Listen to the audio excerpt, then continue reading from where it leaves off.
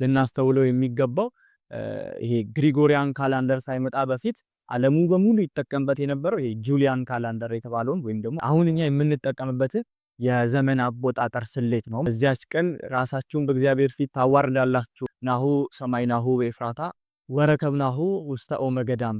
ነው በኤፍራታ ሰማነው፣ በገዳም በዱር ደግሞ አገኘነው። ኢየሱስ ክርስቶስ ጥዑመ ስም። እንኳን ለጌታችን ለመድኃኒታችን ለኢየሱስ ክርስቶስ በዓለ ልደት በሰላም አደረሳችሁ አደረሰ። ከዚህ ቪዲዮ ቀድሞ ባለው ቪዲዮ ላይ እንደተናገርኩት በዛሬው ቪዲዮአችን የኢትዮጵያ ኦርቶዶክስ ተዋሕዶ ቤተክርስቲያን የጌታን የልደት ቀን ወይም የገናን በዓል ለምን ታኅሳስ 29 ታከብራለች? ምዕራባውያኑስ ደግሞ ለምን ዲሴምበር 25 ያከብራሉ? ጌታ የተወለደበት ቀንስ በእውነት በመጽሐፍ ቅዱስ ተጠቅሷል ይታወቃል?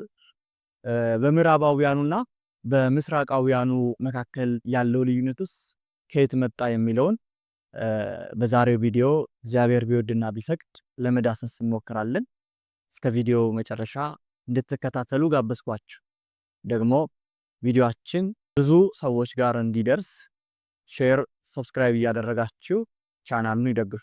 እንግዲህ የጌታችን የመድኃኒታችን ኢየሱስ ክርስቶስን ልደት ስናነሳ ነብዩ ኢሳይያስና መዝሙረኛውን ዳዊት አለማንሳት ከባድ ነው። ምክንያቱም እነዚህ ሁለቱ በብሉይ ኪዳን የነበሩ ነቢያት ስለ ጌታችን ልደት ስለ ጌታችን ስጋዌ በቦታው እንደተገኙ አድርገው በጣም ረቂቅ የሆነ ትንቢትን ተናግረዋል። ከዚህም የተነሳ በቤተክርስቲያናችን ደረቅ አዲስ የሚል ስያሜ ተሰጥቷቸው እናገኛለን። በቤተክርስቲያናችን ትንቢተ ኢሳይያስና መዝሙረ ዳዊት ደረቅ አዲስ የሚል ስያሜ አላቸው። ምክንያቱም የሐዲስ ኪዳንን በብሉይ ኪዳን የነበሩ ነገር ግን የሐዲስ ኪዳንን ነገር በስፋት የተናገሩ ማለት ነው። ደረቅ አዲስ ማለት ያንን ይወክላል። ነብዩ ኢሳይያስን ብንመለከት ስለ ጌታችን መጸነስና መወለድ ከ800 ዓመታት በፊት አስቀድሞ ስለዚህ ጌታ ምልክትን ይሰጣቸዋል። እነሆ ድንግል ትጸንሳለች፣ ወንድ ልጅንም ትወልዳለች፣ ስሙንም አማኑኤል ትለዋለች ብሎ በትንቢቱ በምዕራፍ 7 ቁጥር 14 ላይ ሲናገር እናገኘዋለን።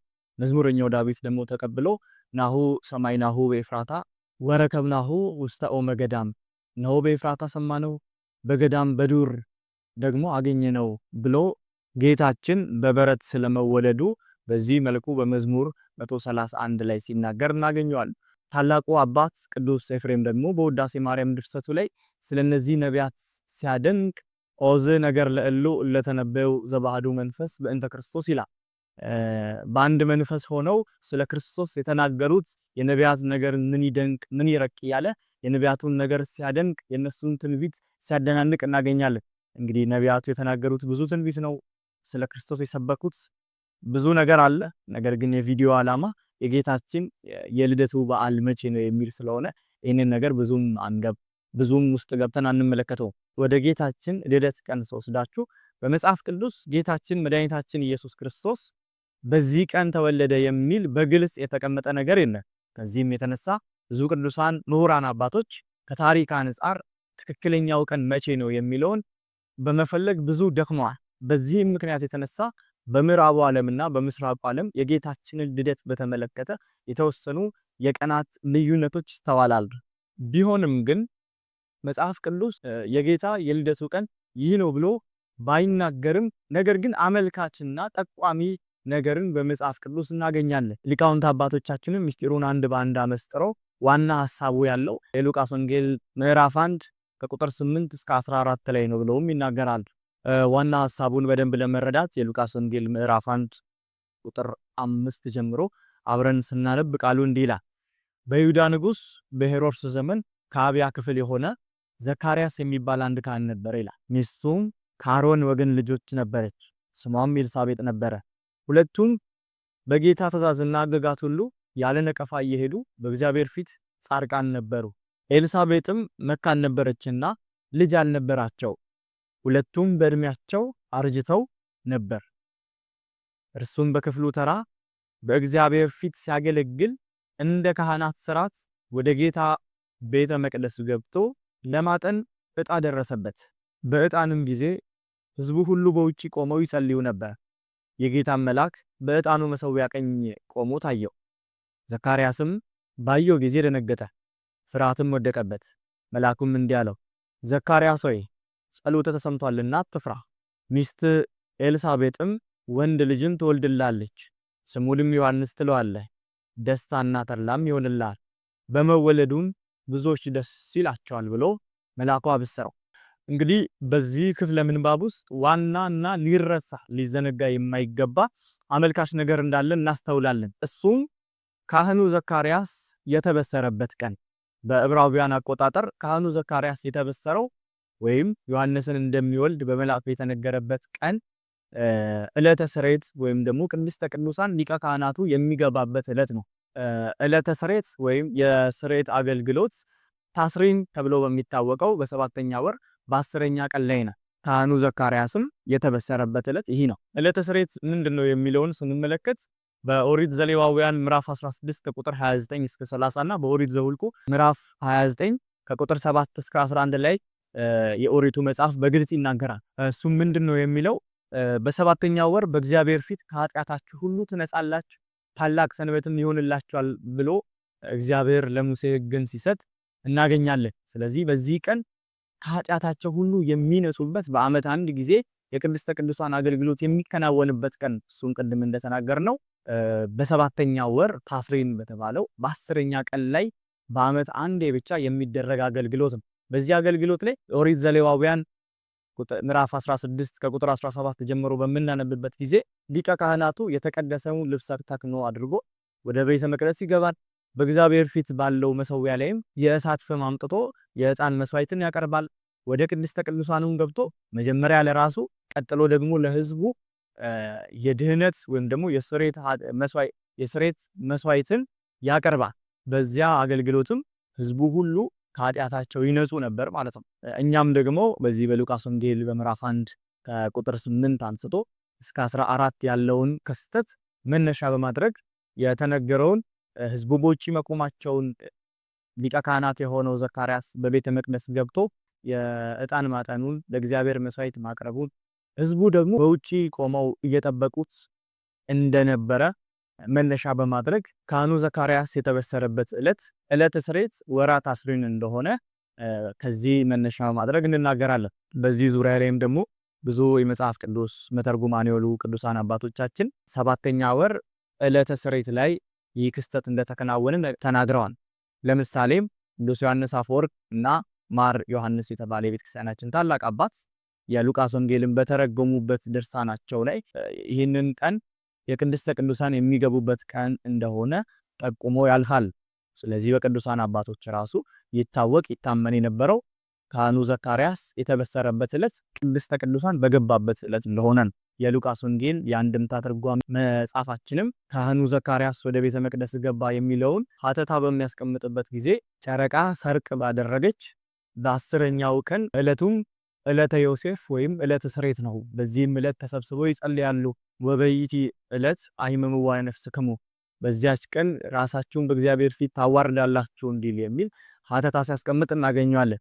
ስለዚህ ቀኑ ዕለተ ስሬት ወይም ደግሞ 7ኛ ወር 10ኛ ቀን እንደሆነ በትርጓሜ መጽሐፋችንም በቅዱሳን አባቶችም ይታወቃል ማለት ነው። እንግዲህ ይሄ 7ኛ ወር 10ኛ ቀን የተባለው ወደ ኢትዮጵያውያን ዘመን አቆጣጠር ስናመጣው ያው ባህር ሐሳቡ ለየት ያለው የኢትዮጵያ የዘመን አቆጣጠር ውስጥ ገብተን ማስላት ግድ ይለናል።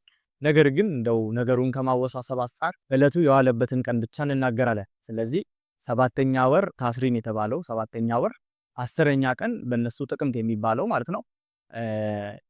ወደኛ ወደ ኢትዮጵያ ስናመጣው የዋለበት ቀን መስከረም 27 አስተውሉ፣ መስከረም 27 የሉቃስ ወንጌል ምዕራፍ 1 ቁጥር 23 ላይ ደግሞ አገልግሎቱን ከጨረሰ ከበዓሉ በኋላ ዘካርያስ ወደ ቤት እንደገባ ኤልሳቤጥም እንደጸነሰች ይናገራል።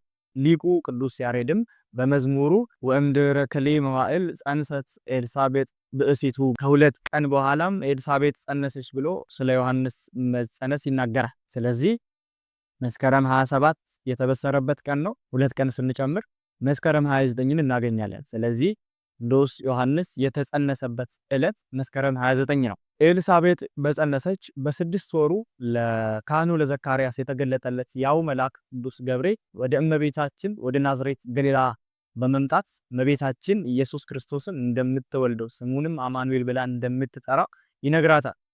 ይህንንም በሚያስረዳበት ጊዜ ዘመዷ ኤልሳቤጥ 6 ወር እንደሆናት ይናገራል። ስለዚህ ከዮሐንስ ጽንሰትና ከእመቤታችን ብስራት መሃል 6 ወር አለ ማለት ነው። ስለዚህ መስከረም 29 ላይ 6 ወር ስንጨምር መጋቢት 29 ይሆናል። ስለዚህ መጋቢት 29 አካላዊ ቃል ከእመቤታችን ከስጋዋ ስጋ ከነፍሷ ነፍስ ነስቶ የተጸነሰበት ዕለት ነው። እዚህ ላይ ደግሞ ወንዶች በእናታቸው ማህፀን የሚቆዩትን የወራት ጊዜ በምንቆጥር ጊዜ 9 ወር ከ5 ቀን ጳጉሜን ጨምሮ ሲቆጠር ታኅሳስ 29 ቀን ይሆናል። ጳጉሜ 5 ሲሆን ታኅሳስ 29፣ ጳጉሜ 6 ሲሆን ደግሞ ታኅሳስ 28 ተብሎ ይቆጠራል ማለት ነው በእኛ ቤተክርስቲያን ትውፊት። ይህ የእኛ ቤተክርስቲያን የዘመን አቆጣጠርና ለምን ታኅሳስ 29 እንደምታከብር ማሳያና መነሻ የመጽሐፍ ቅዱስ ክፍል ነው ማለት ነው። እንግዲህ የኢትዮጵያ ቤተክርስቲያንም ሆነ ምስራቅ አብያተ ክርስቲያናት በሙሉ የሚያከብሩት በዚህ በታኅሳስ 29 ሲያከብሩ ይህንን የመጽሐፍ ቅዱስ ማስረጃ መሰረት አድርገው ነው። ምዕራባውያንስ ለምንድን ነው ዲሴምበር 25 በዓላቸውን የሚያከብሩት ወይም ደግሞ የጌታ ልደት የሚያከብሩት የሚለውን ስንመለከት ለምንድን ነው ዲሴምበር 25 የሚያከብሩት የሚለውን ብዙ ምሁራን ብዙ አባቶች ብዙ ሐሳብ የሰጡበት ቢሆንም ሁለቱን ሐሳብ ብቻ እንመለከታለን። የመጀመሪያው ከዘመን አቆጣጠራቸው ጋር ለማዛመድ የተደረገ ሂደት ነው የሚል ሐሳብ ነው። የመጀመሪያ ዲዮናሲዮስ የተባለ የሮም መነኩሴ በ525 በፖፖ አነሳሽነት አዲስ የዘመን አቆጣጠር ቀመር የግሪጎሪያን ካላንደር የሚለውን ቆጣጠር ቀመርን አዘጋጅቶ ያቀርባል። ራሱ ሰውየውም እንደተናገረው ታሪክን ተከትዬ ባደረኩት ጥናት መሰረት ክርስቶስ የተወለደው በአንድ ዓመተ ምህረት ሳይሆን ከሱ 7 ዓመት ቀድሞ ነው። ማለትም በ4993 ዓመተ ዓለም ነው የተወለደው የሚል ሐሳብን ያቀርባል። ይህ ደግሞ ከብዙ ነገሮች አንፃር ትክክል አይደለም። አንደኛ ለ500 ዓመታት በሙሉ በቤተክርስቲያን ትውፊት ውስጥ ይታወቅና ይነገር የነበረው ክርስቶስ በአንደኛው ዓመተ ምህረት እንደተወለደን፣ ሁለተኛም ደግሞ ጌታችን በቀለሚንጦስ መጽሐፍ ላይ ከ5 ቀን ተኩል ከልጅ ልጅ ተወልጄ አድናለሁ የሚለው ቃል 5500 ዘመን ነው። ስለዚህ ይሄ እግዚአብሔር ቃል ነው፣ የሚሸራረፍ ወይም የሚቀየር አይደለም። ስለዚህ ለአዳም በሰጠው የተስፋ ቃል መሰረት በ5500 ዘመኑ ሲፈጸም በአንድ ዓመተ ምህረት ተወለደ እንላለን እኛ። ይህንን መሰረት በማድረግ ምስራቅ አብያተ ክርስቲያናትም ግሪጎሪያን ካላንደር የተባለውን ዲዮናሲዮስ የተባለው መነኩሴ ያቀረበውን የዘመን አቆጣጠር ውድቅ አድርገው ቀድሞ በነበረው መጠቀማቸውን ቀጠሉ እና አዲሱ ይሄ ግሪጎሪያን ካላንደር የተባለው ደግሞ የዘመን መለወጫን የሚያደርገው ጥር ላይ ነው።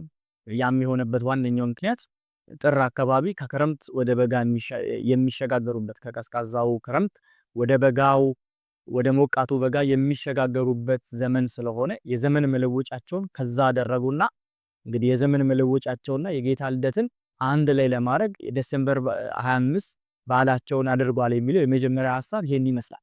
ሁለተኛው ሐሳብና ብዙ ሰዎች የሚስማሙበት ሐሳብ ደግሞ ዲሴምበር 25 የተመረጠበት ዋነኛው ዓላማ አውሮፓውያን ክርስትናን ከመቀበላቸው በፊት የፀሐይ አማልክትን ያመልኩ እንደነበርና ዲሴምበር 25 ላይ ደግሞ የዚህ የፀሐይ አምላክ የሆነው የተወለደበት የልደቱን ቀን ያከብሩ ነበር። በዲሴምበር 25 ክርስትናን ሳይቀበሉ በፊት ትልቅ የባዕድ አምልኮን ጣዖታዊ ስርዓተ አምልኮ ያከናውኑ ነበር። በጣም ብዙ ዓመትም ከማከናወናቸው የተነሳ ከስርዓተ አምልኮ በተጨማሪ እንደ ባህል ይዘውት ስለነበረ ክርስትናን ከተቀበሉ በኋላ ራሱ አንዳንድ ሰዎች ወደዚህ የስርዓተ አምልኮ ቦታ የመሄድ ዝንባሌ ያሳዩ ነበርና በዛን ጊዜ የነበሩት የሃይማኖት አባቶች የጌታን ልደት ዲሴምበር 25 ብናደርግ እነዚህን ሰዎች ቀድሞ በውስጣቸው የተሳለውን ቀድሞ በውስጣቸው የተቀረጸው የባዕድ አምልኮን ባህል ማውጣት ይችላል በሚል ዲሴምበር 25 ቀን የጌታ ልደት እንዲያከብሩ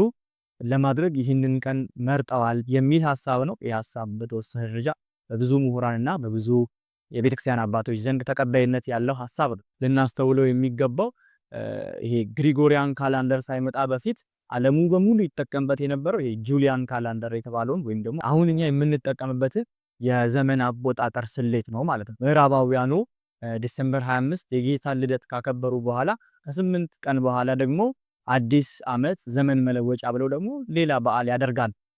የዘመን መለወጫቸውን ስንመለከት በክርስቶስ ልደት ላይ የተመሰረተ ስላልሆነ የተወሰነ ችግር እንዳለ የሚያሳይ ነው። ምዕራባውያኑ ለምን ዲሴምበር 25 እንደሚያከብሩ እነዚህ ሁለቱን ምክንያቶች አስቀምጠናል። እኛ ደግሞ ለምን ታኅሳስ 29 እንደምናከብር የራሳችን የቤተክርስቲያን አስተምህሮና ትርጓሜ ተመልክተናል። በዚህ ጥቂት ደቂቃ ውስጥ ሰፊውን ነገር ተናግረናል። እንግዲህ በቀጣይ ቪዲዮ እስክንገናኝ ድረስ ቸር ሰንብቱልኝ። በድጋሜ እንኳን ለጌታችን ለመድኃኒታችን ለኢየሱስ ክርስቶስ በዓለ ልደት በሰላም አደረሳችሁ።